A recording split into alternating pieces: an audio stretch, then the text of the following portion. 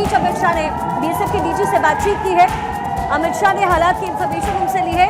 Border जो service है वो बीएसएफ की तरफ से दिया जाता है। फर्स्ट लाइन ऑफ डिफेंस कहते हैं बीएसएफ को, और ये डिफेंस तो पहले से ही इसकी तैयारी पूरी थी और अब आईएनएस विक्रांत से सिलसिलेवार तरीके से जो हमला है, जो अटैक है, वो शुरू। इसी बीच एक और बात याद आती है कि भारत कोई जमीन का टुकड़ा नहीं है, वो एक राष्ट्र पुरुष है और भारतीय सेना उसका गुरूर है। और अब आईएनएस विक्रांत और वो तीनों सेनाएं एक साथ पाकिस्तान के ऊपर अटैक में आ चुकी है और इसके लिए पाकिस्तान खुद जिम्मेदार है। और अब देखिएगा अदिति, ये जो कोऑर्डिनेटेड डिफेंस सिस्टम है ना, वो अब भारत की तरफ से काम करेगा। भारत की ओर से पाकिस्तान पर तेजी से अब हमले हो रहे हैं, वही नेवी की तरफ से हमले हो रहे हैं। लाहौर, सियालकोट समेत 7 शहर जिसे पूरी तरीके से डिस्ट्रॉय करने की कोशिश भारत की तरफ से, भारत की ओर से जवाबी कार्रवाई इस समय हो रही है। पाकिस्तान को माकूल और करारा जवाब दिया जा रहा है। आईएनएस विक्रांत इस समय एक्टिव मोड पर है और इसके साथ ही MiG-29K फाइटर जेट जो सबसे स्ट्रांगली आईएनएस विक्रांत पर होता है, उसका एक्टिवेशन भी संभवतः शुरू हो गया होगा।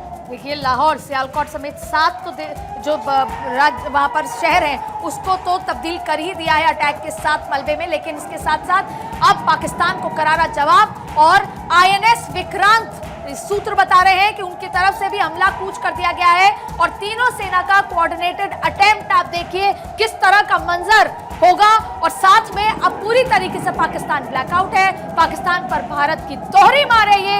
अरब सागर से भारत का सीधा अटैक पाकिस्तान के ऊपर, पाकिस्तान के 7 शहरों पर भारत की कार्रवाई और लॉकडाउन में तब्दील हो चुका है पाकिस्तान। इस बीच अमित शाह ने बीएसएफ के डीजी से बात की और इसकी वजह राजस्थान से भी पाकिस्तान के ऊपर अटैक, आर्टिलरी मेजर एलओसी पर अटैक, बॉर्डर पर हाई अलर्ट के आदेश दे दिए गए हैं। पाकिस्तान के 7 शहरों पर भारत की कार्रवाई और वो शहर, राजधानी इस्लामाबाद, कराची, ये तमाम वो जगह है जहां पर लाहौर, सियालकोट समेत 7 शहरों पर। और अब लगता है कि आईएनएस विक्रांत ने संभाली कमान, खत्म होगा पाकिस्तान पूरी तरीके से अदिति, क्योंकि सिर्फ एयरक्राफ्ट कैरियर नहीं बल्कि सबमरीन भी उसके साथ शिफ्टेड होता है आईएनएस विक्रांत पर, जो कि डिस्ट्रॉयर होता है, फ्रिगेट होता है, सबमरीन और सपोर्ट शिप्स जो है उनकी मौजूदगी होती है।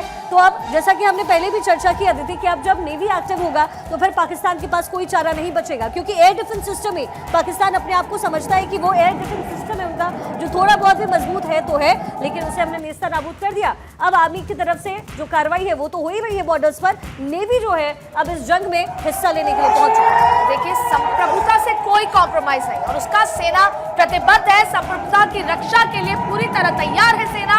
और सेना आप देखिए इस कदर तैयार है कि सबसे पहले तो पाकिस्तान से आए मिसाइल को मार गिराया, 3 हवाई जेट फाइटर को मार गिराया और अब जवाबी कार्रवाई में पाकिस्तान को बिल्कुल पूरी तरीके से 7 शहरों पर हमला किया है। पाकिस्तान ब्लैकआउट हो चुका है और फिर आईएनएस विक्रांत अब पाकिस्तान के ऊपर चढ़ाई के लिए तैयार हो। और भारतीय सेना की तरफ से स्टेटमेंट संप्रभुता की रक्षा के लिए पूरी तरीके से हम तैयार है।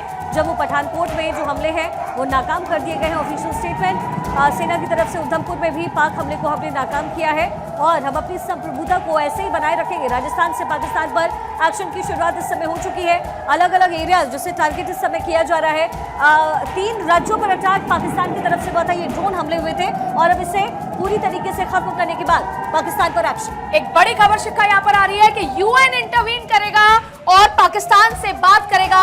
यूनाइटेड नेशंस इंटरवीन कर रहा है और इस बीच में पहले अमेरिका से बात हुई एस जयशंकर की, लेकिन अब यूनाइटेड नेशंस इसमें इंटरवीन करते हुए अब पाकिस्तान से बात कर रहा है। अब लाहौर की बारी, ऑपरेशन सिंदूर है जारी और आज की रात पाकिस्तान पर भारी। बिल्कुल, और देखिए मैप के जरिए जरा एक बार जल्दी से दिखा देते हैं अपने दर्शकों को किस तरीके से ये जो अटैक है उसे किया गया है।